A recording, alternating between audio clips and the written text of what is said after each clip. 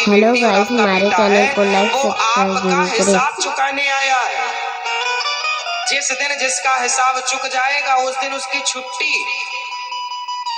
पत्नी का हिसाब चुका के पत्नी चली जाती है, पति का हिसाब चुका के पति रवाना हो जाता है।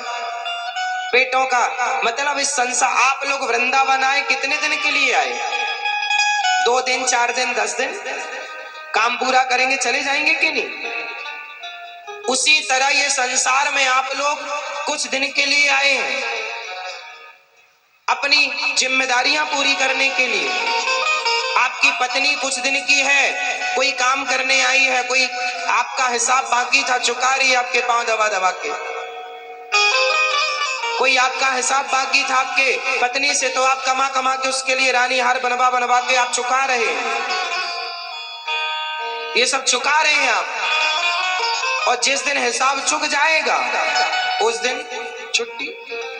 बेटा, आप अपने बेटों को कमा कमा के दे रहे हैं, कुछ नहीं करना पड़ा उसे, आपने सब दे दिया, तो आपका उससे कोई हिसाब किताब था चुका रहे हैं।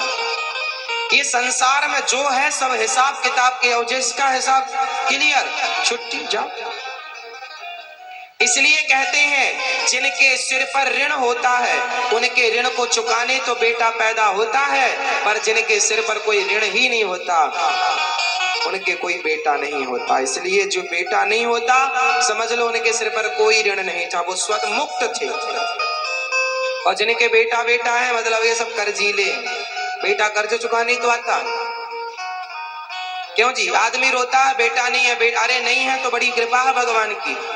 भगवान ने आपको देखा कि जरूरत ही नहीं है आपको, तो नहीं दिया, फिर भी आप रोते हैं। आपको ईश्वर की मर्जी में खुशी है ही नहीं तो हम क्या करें? जबरदस्ती आदमी रोता। इसलिए ये संसार हाँ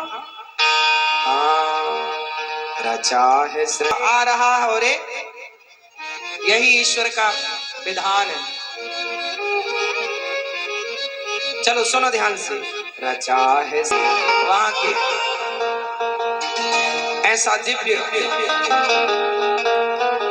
उस बच्चे ने जब ज्ञान दिया, इसलिए आप अपनी पत्नी के संग रहो साहब, पति के साथ, पर मेरी है ऐसा ना कहो प्रभु आपकी है, क्योंकि ये सब एक दिन एक दूसरे को छोड़ देंगे, अकेले रहना पड़ेगा। जब आप पैदा होते हैं तो आप अकेले होते हैं, फिर शादी हो गई तो 2 हो गए, बच्चे हो गए तो 3 और 4 हो गए, और 4 होने के बाद जब पत्नी या पति 2 में से एक भगवान के घर चले गए और बेटी बेटे और का विवाह कर दिया, तो आप फिर एक अकेले रह गए। आप हमेशा अकेले, आप हमेशा अकेले हैं। इसलिए संसार से ज्यादा मोहब्बत ना करना, वरना जितनी मोहब्बत होगी उतना रोना पड़ेगा। हम नहीं चाहते आप लोग ज्यादा रोएं। हाँ? पत्नी से जितना प्रेम होगा उसके जाने पर उतनी बड़े बड़े आंसू भी बहाने पड़ेंगे। पति से जितनी मोहब्बत होगी जाने के बाद उतना रोना पड़ेगा। इसलिए थोड़ा कभी कभी दूर रहा करो। कैसे? अब तो आप जानो कैसे।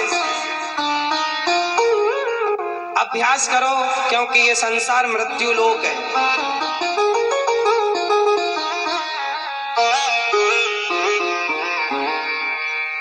दिव्य ज्ञान पाया और वही चित्रकेतु सब छोड़कर चले। वैराग्य हुआ पुत्र के उपदेश से। माता पार्वती को देखकर हंस पड़े। श्राप लगा, वो वृत्तासुर राक्षस बने। आज इंद्र के हाथों मृत्यु हुई और भगवान ने कृपा की। प्रहलाद जी, छोटी सी उम्र है, बुढ़ापे का इंतजार नहीं है लोगों की तरह कि बुढ़ापा आएगा भजन करेंगे, नहीं। लड़कपन में खूब भगवान की भक्ति की श्री प्रहलाद जी ने। बाल्यकाल से ही नाम जप किया। पिता बड़े दुष्ट थे, आग में जला के मारना चाहते थे। होलिका लेकर बैठ गई, पर होलिका जल गई, बाल विवाह का ना हुआ। पहाड़ से फेंका, हाथी के पांव के नीचे दबाया, जहर दिया, लेकिन जिसको बचाने वाले भगवान हो, इसलिए जगत पर नहीं जगन्नाथ पर विश्वास करना सीखिए।